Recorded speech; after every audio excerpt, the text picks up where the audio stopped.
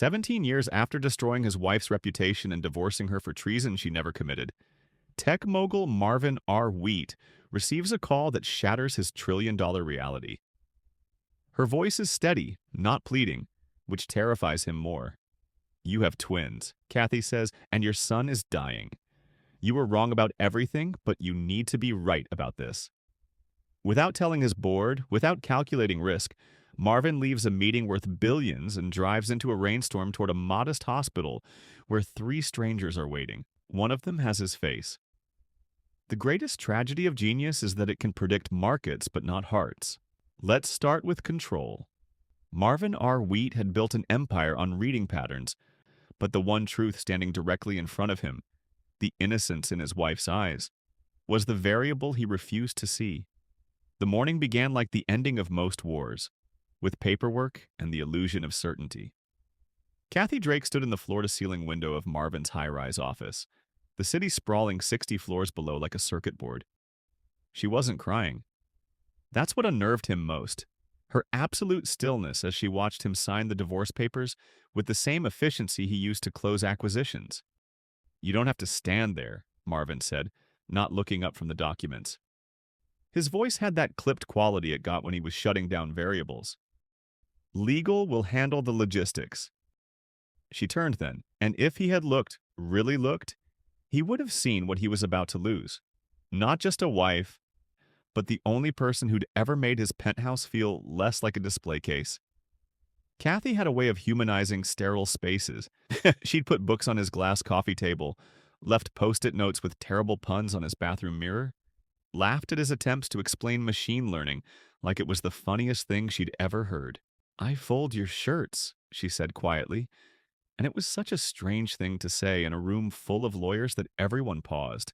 "Not because we don't have staff, because I wanted you to feel cared for, not just managed." When Marvin had met Kathy at a tech ethics conference, she'd been the keynote speaker, a fraud investigator with a reputation for finding truths in data that others missed. The irony would later gut him. She'd been wearing a simple black suit that probably cost a fraction of his watch, yet every venture capitalist in the room had gravitated toward her. Not because of beauty alone, though she was striking, but because of something deeper. She asked questions that made billionaires squirm. She called out intellectual dishonesty with surgical precision. She'd looked at Marvin's presentation on predictive algorithms and said, "But what about the human cost of being predictable?" Their marriage had confused his inner circle. His chief operating officer, Silas, had actually pulled him aside and said, "She's in fraud investigation. Don't you think that's a risk?" 17 times over champagne. But Marvin had been certain. For once in his calculated life, he'd trusted his gut over the data. The transition to catastrophe. That certainty had lasted exactly 4 years, 3 months, and 12 days. Until Silas walked into his office with security footage, server logs, and a narrative so convincing that Marvin's pattern recognition brain accepted it as truth. Kathy Drake was leaking proprietary code to Genesis Corp, their largest competitor. The evidence was perfect. Too perfect, had he been looking for flaws instead of confirmation. But Marvin R. didn't make mistakes, so when the data said his wife was a traitor, he believed the data he always had. The elevator doors opened on the 47th floor at exactly 9:47 a.m., and Kathy Drake knew her marriage was already over. She could see it in the way Silas stood outside the conference room with his tablet pressed against his chest like armor, in the particular tightness around Marvin's mouth when he turned from the window. In the 3 lawyers arranged along the mahogany table like a firing squad in tailored suits. "Sit down, please," Marvin said, and the please carried no courtesy, only corporate procedure. Kathy remained standing. She'd dressed carefully that morning in the navy suit Marvin had once said made her look like she could run the world. Now she wore it like dignity itself, her shoulders straight, her hands steady at her sides despite the earthquake building in her chest. "The evidence is conclusive," Silas began, his voice carrying that particular smugness of men who've won before the game even started. He tapped his tablet and the wall screen illuminated with security footage. Grainy, time-stamped. Damning. A woman who looked like Kathy entering the Prometheus building. 17 visits over 6 months, each one coinciding with major product development milestones. "I can explain," Kathy started. "The explanation is betrayal." Marvin's words fell like a judge's gavel. He slid a folder across the table. Email metadata. Technical specifications that only you had access to. A wire transfer to an offshore account in your mother's maiden name. Kathy's breath caught. The offshore account. The one she'd opened for the rehab center payments. The ones she'd been making for. She looked at Marvin. Really looked at him. At the man who'd once memorized the exact way she liked her coffee. Who'd learned to salsa dance in secret just to surprise her at her cousin's wedding. Who'd held her through panic attacks about her mother's cancer, with a tenderness that contradicted every ruthless decision he made in this building. That man was gone. In his place sat an algorithm in a $10,000 suit, processing data, eliminating variables. Your brother, she tried again. Don't. Marvin's voice cracked like ice. Don't you dare use my family to justify corporate espionage. The cruelty of it took her breath. She was protecting his family. She'd been covering for his brilliant, self-destructive younger brother who'd stolen those files to pay off gambling debts, who'd begged her not to tell Marvin because the shame would destroy what little relationship they had left. She'd taken those meetings with rehab centers, used her own mother's name to hide the money trail from Marvin's forensic accountants, all to save a boy who looked up to his older brother with desperate, terrified worship. And now that sacrifice was being weaponized against her. Sign the divorce papers, Marvin said, his voice empty of everything they'd built together. My lawyers have included a non-disclosure agreement.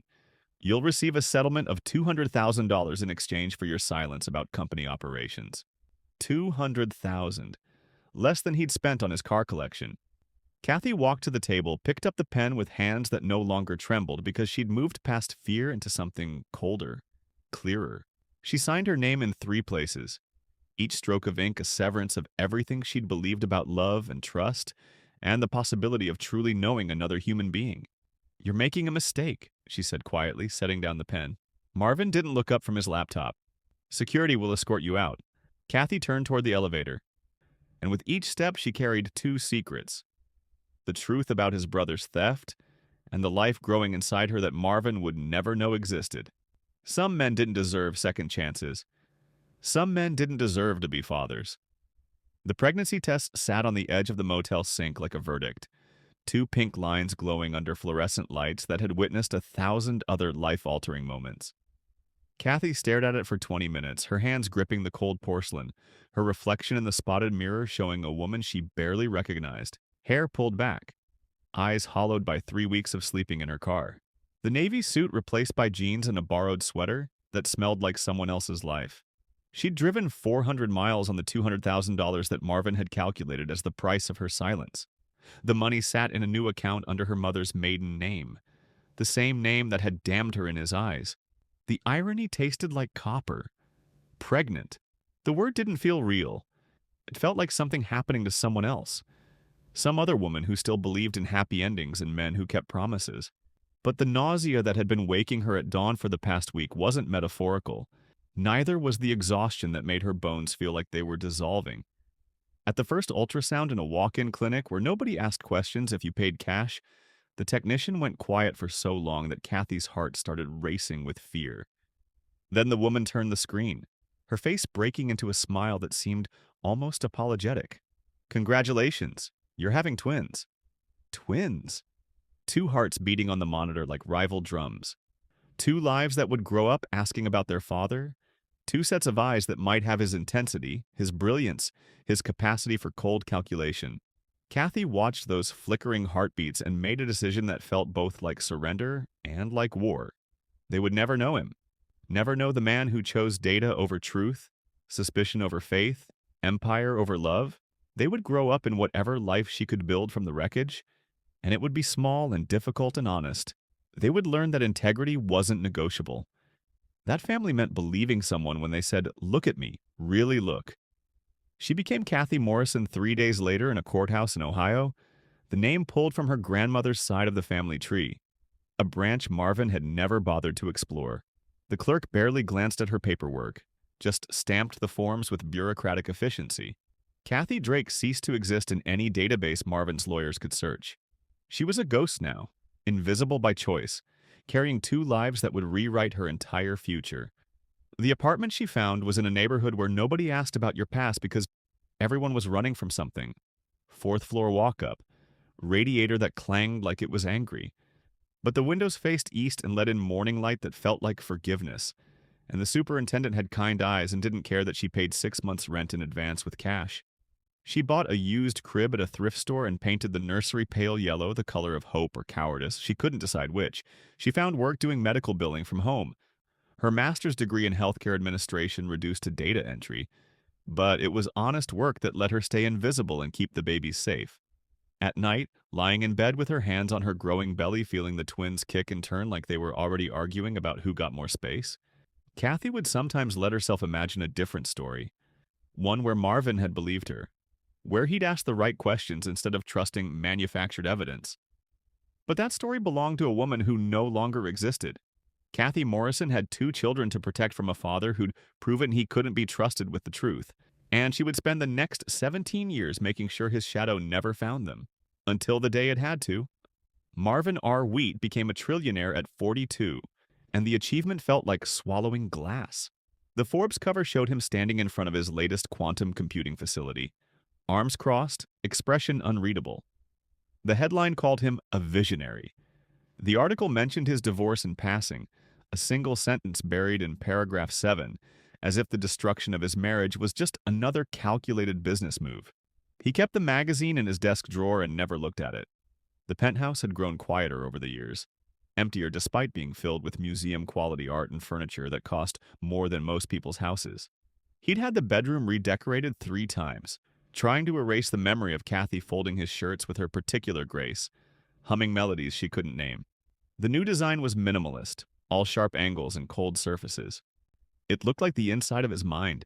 His brother stopped returning his calls after the intervention that came 5 years too late. Marvin had finally learned the truth about the stolen files, about the gambling debts and the rehab centers, about everything Kathy had been trying to tell him in that conference room when he'd chosen to believe security footage over her eyes. He'd fired Silas immediately, had watched his COO's face crumble with something that looked like fear or maybe triumph. Marvin could never quite tell which, but the damage was permanent. His brother had written him a letter, single page, handwritten. "You destroyed the only person who ever loved you enough to lie for me. Don't call this number again." Marvin kept that letter in the same drawer as the Forbes magazine, penance he couldn't quite name. The company consumed him because there was nothing else left to consume.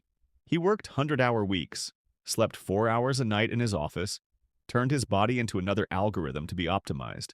His executive team feared him. His competitors studied him. His shareholders worshipped him. Nobody knew him. He dated occasionally women who understood that dinner meant networking and intimacy meant liability. They signed NDAs before the first date. They never asked about his past. They never hummed forgotten melodies or folded his shirts with love, or looked at him like he was more than a bank account with a pulse. His assistant scheduled his life in 15-minute increments. His lawyers vetted everyone who came within his orbit. His security team tracked threats he couldn't see and enemies he'd made through sheer success. He lived in a fortress of his own design, protected from everything except the thoughts that came at 3 a.m. when even work couldn't drown out the silence. Sometimes he'd pull up old security footage from before the divorce, watching Kathy move through their home with that magnetism that had first broken through his walls. He'd freeze the frame on her smile, the one she'd give him when he'd say something unexpectedly tender, and he'd wonder what algorithm could possibly quantify what he'd lost. He searched for her, of course, hired investigators who came back empty-handed. Kathy Drake had vanished as completely as if she'd never existed. His lawyers suggested she might be dead. Marvin refused to believe it, though he couldn't explain why. Some data points he'd learned couldn't be verified or disproven. They simply haunted you. The empire grew. The cage shrank. And Marvin R. Wheat learned that you could build a trillion-dollar fortress and still be absolutely, irrevocably alone. At night, in dreams he never remembered upon waking, a woman with steady brown eyes asked him the same question over and over. "You know the rhythm of how I breathe when I sleep, and you think I'm capable of betrayal?" He always awoke before he could answer. Leo Morrison had his father's eyes, though he didn't know it. Sharp, analytical, the kind of eyes that could dissect a problem into component parts before most people finished reading the question. At 17, he'd already written code that had been featured in 3 tech journals under a pseudonym his mother insisted he use. He sat at the kitchen table now, laptop open, debugging a machine learning algorithm while his twin sister paced the apartment like a caged lioness preparing for battle. The resolution is fundamentally flawed, Maya said, reading from her note cards for the 100th time. It assumes correlation implies causation, which is a logical fallacy that even first-year statistics students know to avoid. She had her mother's grace and something fiercer, something that made debate judges sit up straighter when she approached the podium. Her dark hair was pulled back in a ponytail that swung like a weapon when she turned. "Leo, are you even listening?" "I'm listening and coding," Leo said without looking up. "Multitasking. You should try it." Multitasking is a myth propagated by people who do everything poorly. Says the girl who's been reciting the same opening for an hour. Kathy watched them from the kitchen doorway, coffee mug warming her hands, heart swelling with that particular pride and terror that came from raising brilliant children alone. They had grown into something she couldn't quite take credit for, something that transcended her modest apartment and secondhand furniture and careful budgeting. They were extraordinary, and they had no idea how much of that extraordinariness came from DNA she'd spent 17 years trying to forget. "Mom," Leo said suddenly, his voice carrying that tone that meant he'd been thinking about something for a while. "What software does the hospital use for their patient management system?" Kathy's chest tightened. "I'm not sure. Why?" "Because I've been looking at their security protocols for my scholarship application essay, and they're using Wheat Technologies' medical suite. The architecture is actually brilliant." He turned his laptop toward her, and there on the screen was the logo she'd once seen on business cards scattered across a mahogany desk. Marvin Wheat basically revolutionized healthcare data integration. "Did you know that?" The coffee mug trembled slightly in Kathy's hands. "I've heard of him." Maya stopped pacing, her eyes narrowing with that particular intensity she got when she sensed a debate opening. "You've heard of him? Mom, he's like the second richest person on the planet." "How do you just casually hear of someone like that?" "The same way you casually hear of any celebrity," Kathy said, her voice carefully neutral. "The news, articles, headlines." "He's our age," Leo said, still studying his screen. "I mean, he'd be your age. Did you ever meet him? Back before you changed careers?" The question hung in the air like smoke. Kathy took a long sip of coffee, buying time, calculating what truth she could offer without opening the door to questions she couldn't answer. Not yet. Not until they were older, more stable, more capable of understanding that genius could also be devastating, and love could become weaponized, and sometimes the best protection was invisibility. "Once," she said finally, "a long time ago." He was very focused on his work. "That's the most diplomatic non-answer you've ever given," Maya observed, crossing her arms. "Which means there's a story you're not telling." "There's always a story I'm not telling," Kathy said softly. "That's called being a parent." Leo closed his laptop, and for just a moment his expression shifted into something older, something that looked too much like the man Kathy had walked away from in a conference room 17 years ago. Was he our father? The question should have shocked her, but somehow it didn't. Leo had always been too perceptive, too willing to follow patterns to their logical conclusion. Maya gasped, her note cards scattering to the floor. Kathy set down her coffee mug with hands that had stopped trembling, because fear was a luxury she'd learned to outgrow. "Your father," she said carefully, "made choices that meant he couldn't be in your life. That's all you need to know." "That's not all I need to know," Leo said quietly. "That's just all you're willing to tell me."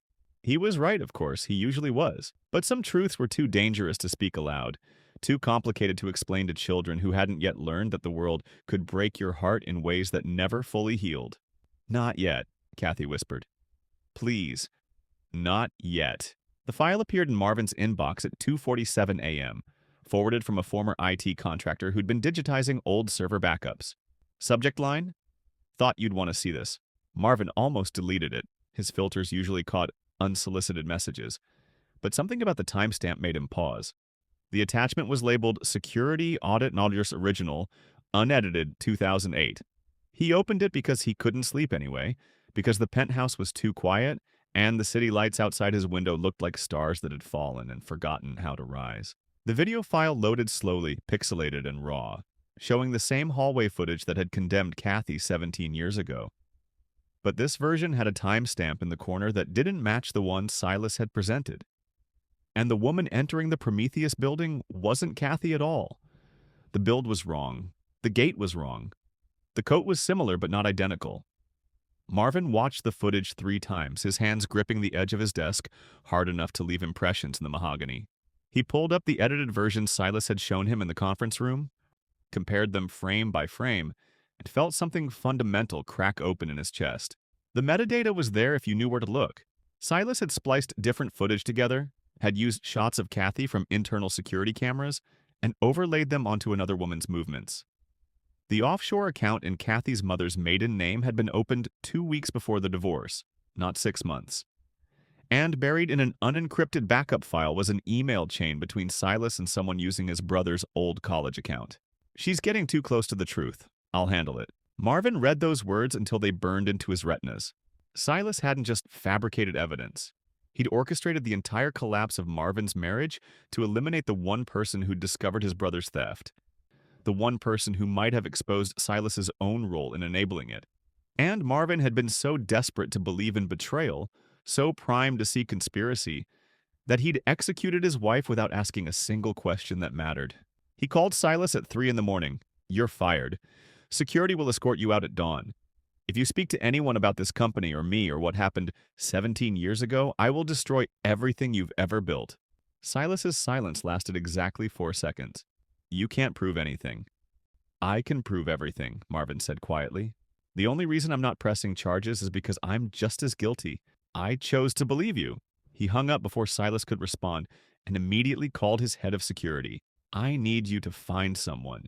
Kathy Drake. Last known location was..." He stopped. He had no last known location. She'd taken the settlement and vanished like smoke. "Just find her. Use every resource we have." 3 weeks later, the report came back. No hits, no traces. Kathy Drake had either died or ceased to exist in any database his team could access. His investigators suggested both possibilities with equal probability. Marvin sat in his office, 17 years of certainty dissolving into something that tasted like ash, and realized he'd spent nearly 2 decades building an empire on the foundation of the worst mistake he'd ever made. He'd destroyed the woman who'd loved him enough to sacrifice herself for his family. He'd chosen data over truth, and now she was gone. Unreachable. Lost to a world that had learned to trust algorithms over the desperate, essential act of looking someone in the eyes and believing them when they said, "Ask me what actually happened." The crack in his armor wasn't a crack at all. It was a chasm, and Marvin R. Wheat was finally falling into it. He kept falling for the next 6 months, waiting for impact, until the night his phone rang with a number he didn't recognize and a voice that made time collapse into a single breathless moment. "Marvin," Kathy whispered through the static. "You were wrong about the past, but you have to be right for the future." Leo Morrison collapsed during the rebuttal round, and the world fractured into before and after. One moment he was standing at the podium, dismantling his opponent's argument with surgical precision, his voice carrying that particular authority he'd inherited from a father he'd never met. The next moment his words slurred, his hand gripped the podium edge like he was trying to hold onto consciousness itself, and then his knees buckled and he went down hard enough that the sound echoed through the auditorium like a gunshot. Maya reached him first, screaming his name in a voice Kathy had never heard from her fierce, unshakable daughter. A voice that carried pure terror. By the time Kathy pushed through the crowd, Leo was seizing, his body rigid, eyes rolled back, and there was blood. So much blood, coming from somewhere she couldn't identify until she saw it pooling beneath him from a nosebleed that wouldn't stop. The ambulance ride was 17 minutes that felt like 17 years in reverse. Kathy held Leo's hand while the paramedic worked, calling out numbers that meant nothing and everything, watching her son's face turn the color of old paper. Maya sat across from them, silent now, her debate note cards clutched in her fist like a talisman that had failed to protect them from this. "Has he been sick?" the paramedic asked. "Fever? Fatigue? Unexplained bruising?" Kathy tried to think past the roaring in her ears. Leo had been tired lately. She'd attributed it to late nights coding, to the scholarship applications, to being 17 and brilliant and burning himself out the way brilliant people did. But there had been bruises, hadn't there? On his arms, his shins. He'd said he was clumsy, had laughed it off. Yes, she whispered. All of it. The emergency room was fluorescent lights and antiseptic smell, and doctors who moved with practiced urgency. They took Leo immediately, wheeled him behind doors Kathy couldn't follow through. She and Maya sat in plastic chairs that had held thousands of other terrified families, and they waited. Dr. Sarah Chen found them 3 hours later, her face carrying that particular expression.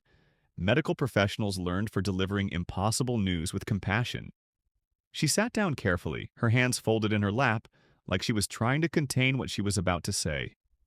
"Your son has acute myeloid leukemia," she said quietly. "The blood work shows blast cells consistent with a very aggressive form.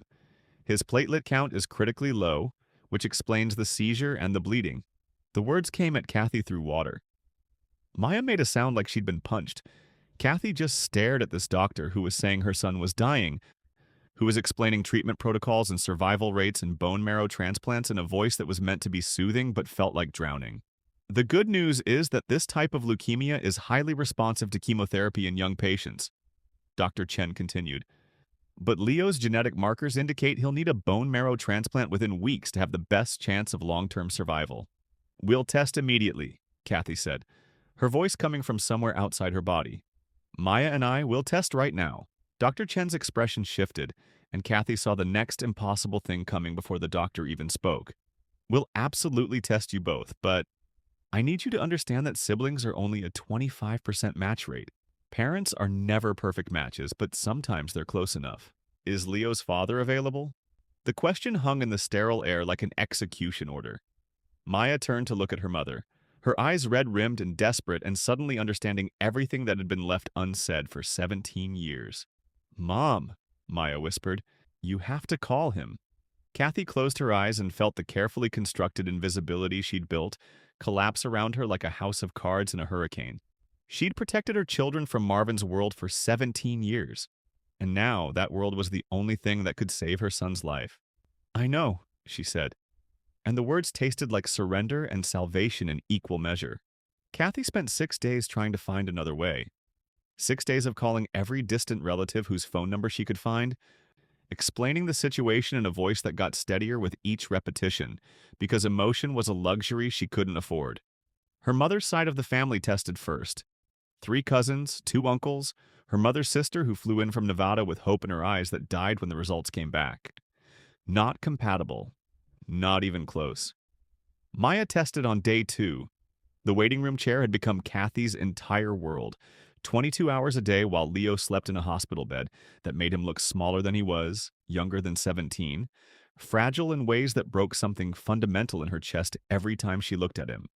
When Dr. Chen called Maya's name, Kathy saw her daughter's spine straighten with the same fierce determination she brought to debate podiums, as if she could will herself into being a match through sheer force of personality.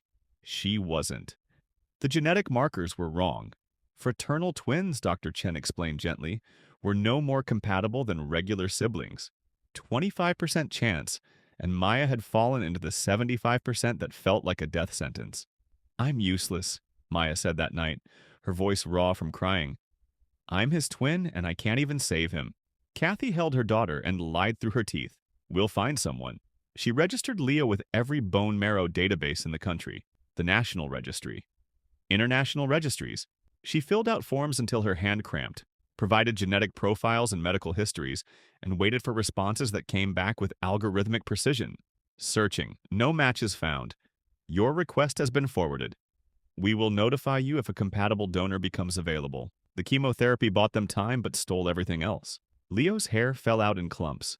His skin turned translucent. He stopped coding because he couldn't focus, stopped reading because the words blurred, stopped being the brilliant boy who'd wanted to understand his father's software architecture, and became instead a collection of symptoms and declining blood counts.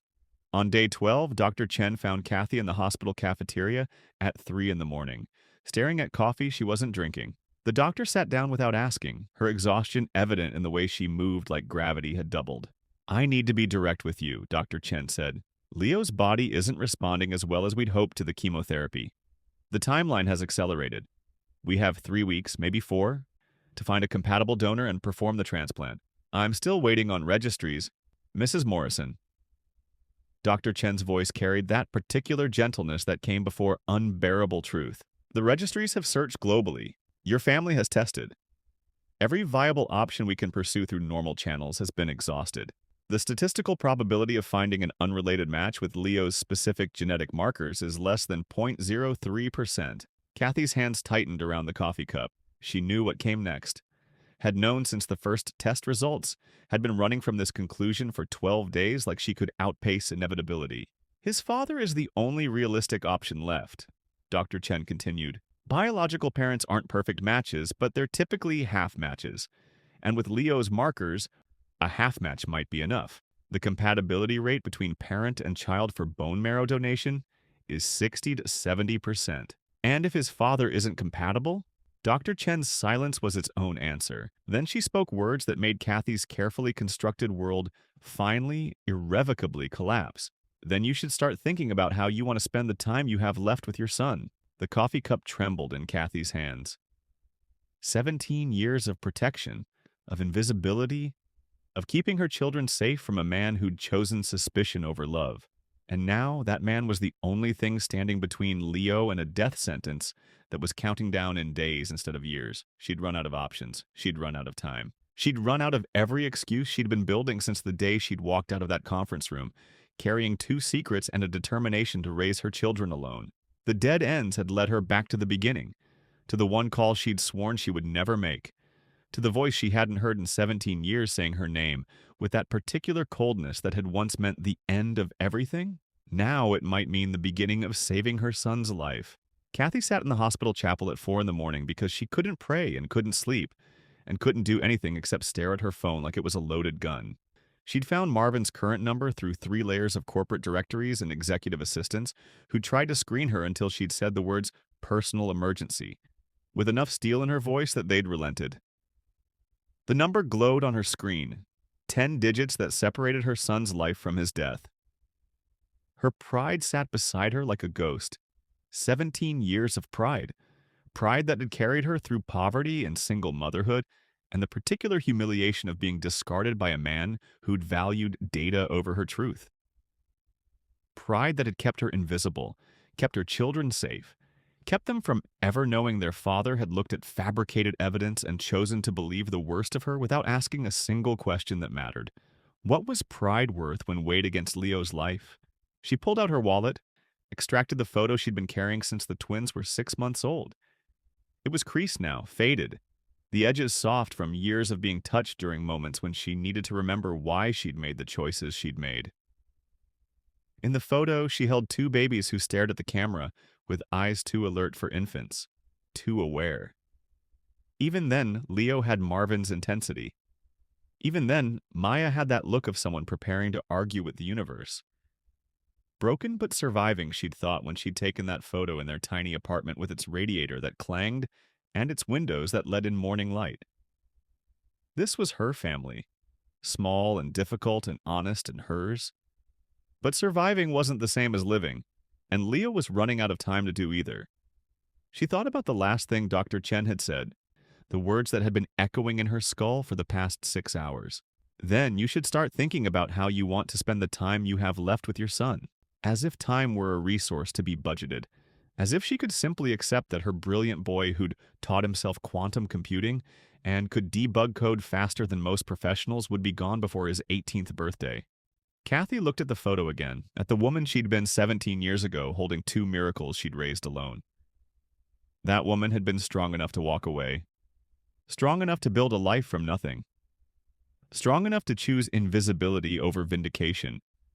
Was she strong enough now to ask for help from the man who'd destroyed her? The answer came not as words, but as an image. Leo in his hospital bed, skin translucent, hair gone, body fighting a war it was losing. Leo, who looked more like his father every day, who'd inherited Marvin's genius and his intensity and deserved the chance to become something neither of them had managed to be. Whole. Pride was a luxury. Dignity was negotiable. But her son's life was neither of those things. Kathy picked up her phone. her hands steady now because she'd moved past fear into something colder and clearer. She'd spent 17 years running from this moment. She'd spent 12 days trying to find another way. There was no other way. There was only this. The impossible call, the unbearable request, the shattering of every wall she'd built to protect herself and her children from the man who'd chosen wrong when it mattered most. She pressed dial before she could change her mind. The phone rang once, twice. On the third ring, she heard the click of connection, and then that voice deeper than she remembered, rougher but unmistakably his. Marvin R. Wheat. Kathy closed her eyes and spoke the words that would change everything. Marvin, it's Kathy. She paused, let him process the impossibility of hearing her voice after 17 years of silence. You were wrong about the past, but you have to be right for the future. You have a son, you have a daughter, and one of them is dying. The silence on the other end of the line lasted 3 seconds that felt like 3 years. When Marvin finally spoke, his voice carried something she'd never heard from him before. Fear. Tell me where you are. Marvin arrived at the hospital like an invading army. 3 lawyers in tailored suits flanking him, a security detail trailing behind. Every inch the billionaire who'd learned to trust no one and verify everything. He'd chartered a helicopter the moment Kathy hung up, had spent the 90-minute flight reviewing everything his team could find on Kathy Morrison, the name she'd become, the ghost she'd chosen to be. The lawyers carried documents, non-disclosure agreements, paternity test authorizations, liability waivers. They'd prepared for every contingency except the one that mattered. Kathy stood when she saw him approach through the ICU waiting room, and time collapsed into something that felt like falling. She looked different. Older, yes, but also stronger, weathered in ways that had nothing to do with age and everything to do with surviving alone. She wore jeans and a sweater that had seen too many hospital vigils, her hair pulled back without pretense. No makeup. No armor, except the set of her shoulders and the steadiness in her eyes that had once made him believe he could be more than his worst impulses. Marvin, she said, and her voice carried 17 years of distance and 12 days of desperation in equal measure. He opened his mouth to speak, to demand explanations or proof or something that would make sense of the impossibility of this moment. But then he saw the girl standing behind Kathy, and the words died in his throat. Maya watched him with an expression that mixed grief and fury and something else. Recognition, perhaps, or the particular horror of finally understanding why her mother had spent 17 years refusing to answer simple questions. She had Kathy's grace and the fierce intelligence that Marvin saw in his own mirror. And when she crossed her arms, the gesture was so much like something he did in board meetings that it felt like looking at a future he'd never known existed. You're late, Maya said, and the words carried accusation and plea and teenage bravado trying desperately not to break. Then Marvin saw the boy.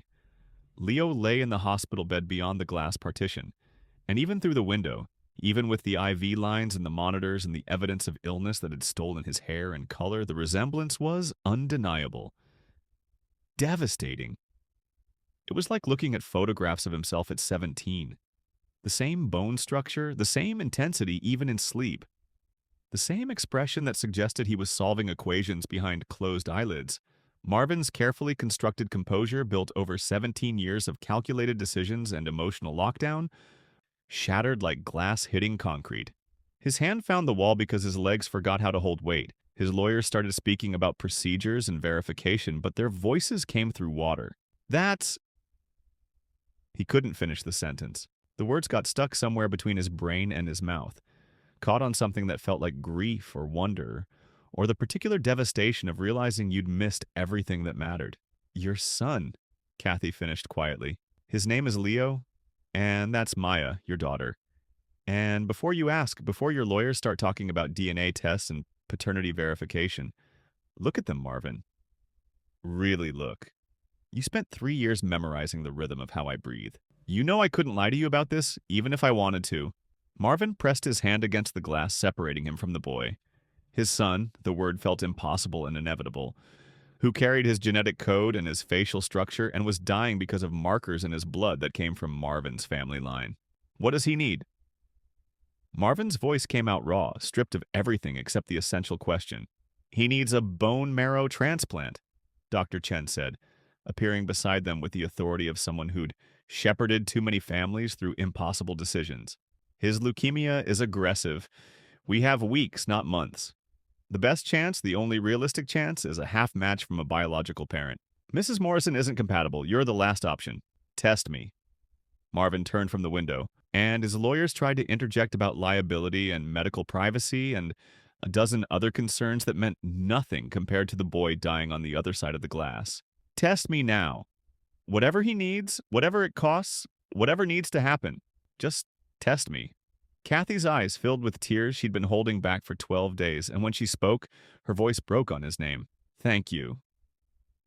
Marvin looked at her, at the woman he'd destroyed because he'd trusted fabricated data over the truth standing right in front of him, and felt something fundamental shift in his chest. I was wrong, he said, the words he'd spent 17 years trying to find. About everything. I'm so sorry, Kathy. I'm so... Later, she interrupted, not unkindly. Apologize later, save him first. Maya moved to stand beside her mother, and together they looked at Marvin like he was simultaneously their last hope and their greatest threat. And Marvin understood with perfect clarity that he was being given something he didn't deserve. A second chance he'd have to earn not with money or power, but with the hardest thing he'd ever done. Showing up. Being present. Choosing right this time, when 17 years ago he'd chosen catastrophically wrong. The lawyers packed up their documents, useless in the face of what was actually being asked. Dr. Chen led Marvin toward the lab for testing, and as he walked away, he looked back one more time at the window where his son lay dying and his daughter stood guard, and his ex-wife held together the fragments of a family he'd never known existed. He'd built an empire on calculated risks. Now he'd gamble everything on the one thing algorithms couldn't predict. Whether his genetic code could save the life he'd inadvertently created and abandoned in the same catastrophic decision. The test would take hours. The results would come tomorrow.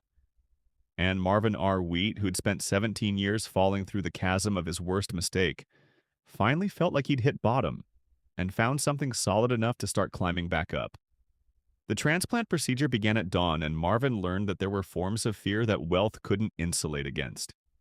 They'd prepped him in one room while Leo was prepared in another, both of them connected to machines that would extract marrow from Marvin's hip and transfer it into his son's ravaged bloodstream. The compatibility test had come back at 68%.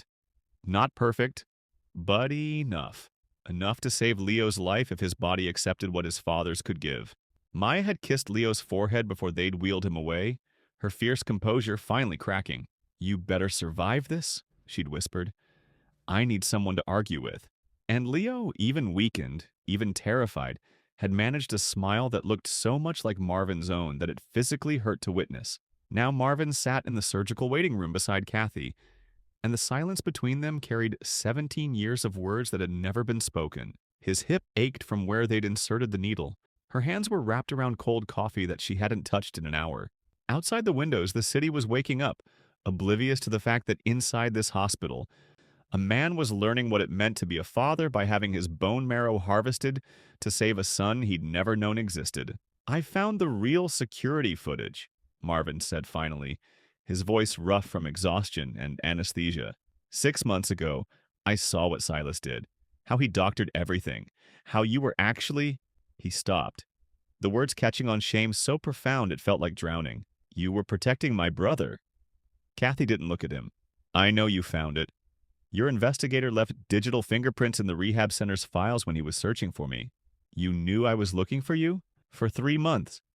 I watched your team get closer, then I'd move the trail somewhere else. I got very good at being invisible. She finally turned to face him, and her eyes carried something harder than anger, colder than contempt. You don't get to find me because you finally discovered the truth, Marvin. You only get to find me because our son is dying and I ran out of options. The words landed like physical blows. Marvin absorbed them because he deserved them, because there was no defense for what he'd done.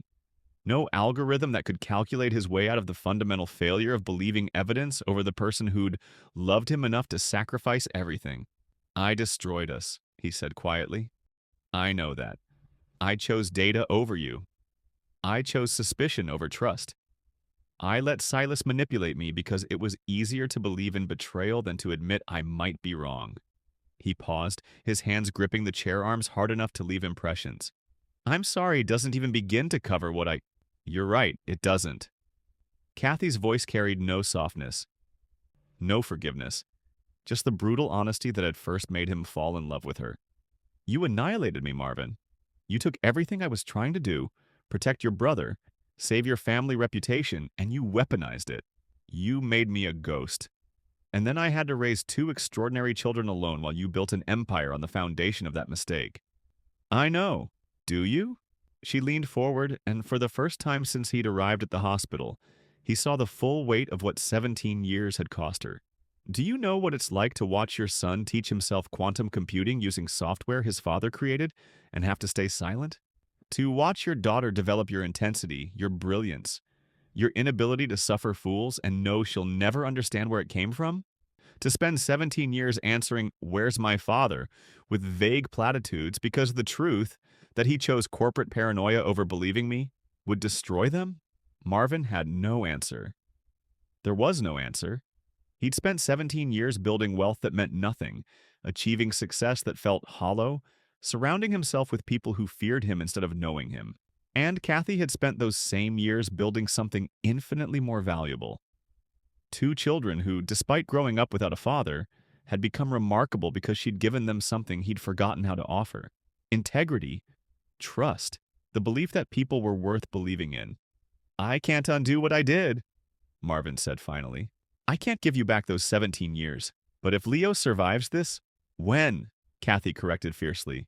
When he survives. When he survives this, Marvin continued, I want to be in their lives.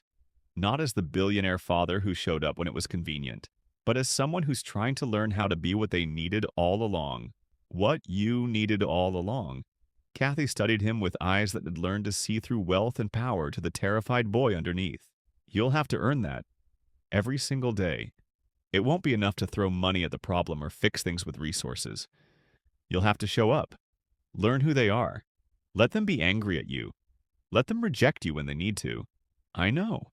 And you'll have to accept that I may never forgive you for what you did to me. To us. The words should have hurt, but instead they felt like the first honest thing anyone had said to him in 17 years. I understand. Dr. Modi's Chen emerged from the surgical suite, her mask pulled down, exhaustion and cautious optimism warring on her face. The transplant is complete. Both patients tolerated the procedure well. Now we wait to see if Leo's body accepts the marrow. The next 48 hours are critical. Marvin stood, his hip protesting, his entire body aching in ways that had nothing to do with the procedure. Kathy stood beside him, and for a moment they were united in something more powerful than their broken past. The desperate, terrifying hope that their son would survive. Can we see him? Kathy asked. In an hour. He's in recovery now. They sat back down in chairs that had held countless other families waiting for verdicts that could go either way. Marvin looked at Kathy, at the woman who'd been strong enough to walk away and strong enough to come back, and understood that this was not an ending but a beginning. A new chapter written not in the ink of contracts and data, but in blood and hope and the hard, messy work of rebuilding trust that had been shattered by the worst decision he'd ever made. Outside, the sun finished rising over a city that didn't know or care, that inside one hospital room, a father's marrow was fighting to save a son's life. And in a waiting room, two people who'd once loved each other were learning how to exist in the same space without destroying each other again. It wasn't forgiveness, it wasn't reconciliation, but it was something. And for now, with Leo's life hanging in the balance and Maya watching them both with wary hope, something was enough. What would you do in Marvin's position? Would you forgive him if you were Kathy? Let me know in the comments below. And if this story moved you, don't forget to like, share, and subscribe for more stories like this. See you in the next one.